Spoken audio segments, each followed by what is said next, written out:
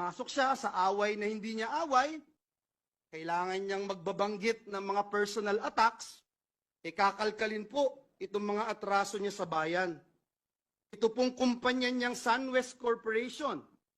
True or false? Ito po ba ang isa sa pinakamalaking government contractor sa bansa? Sagot, true. True or false?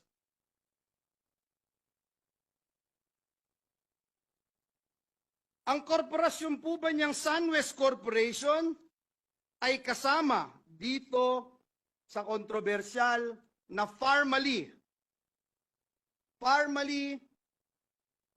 case dito na inimbestigahan sa Senado na kasuhan ng Senado? The answer is true. Kasama din po ba ang kumpanya niya dito po sa kontrobersyal na DepEd laptop scam? Ang sagot po, true. Pinakakasuhan din po ng Senado ang kumpanyang ito. Napakadami pong BIR cases. Madali po maghanap, Mr. President. Madali po kuhanin ang panig ng mga taga-BIR.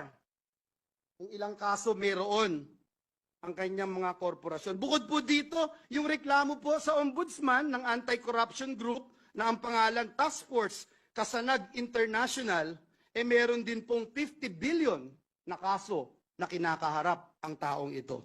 Mr. President, kung maglalabas po kayo ng baho, Mr. President, dapat naman siguro maligo ka muna. Ang masaklap po, Ginoong Pangulo, sa kabila po ng track record na ito ni Mr. Zaldico, ang masaklap po, inappoint po siya ng Kamara de Representantes bilang tagapagbantay ng kaban ng bayan. Si Dracula, inappoint mo bilang tagapagbantay ng blood bank ng bayan. Wow, Mr. President. Kailan sa kasaysayan ng bayan natin nangyari ang ganitong pagkakataon? Na isang big-time contractor ang hahawak sa kaban ng bayan. Only in the Philippines, Mr. President.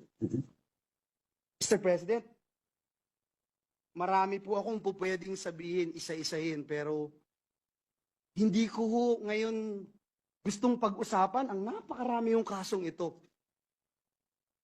Hindi ko po iisa-isahin. Hindi ko po pe-personalin. Marami pong panahon pa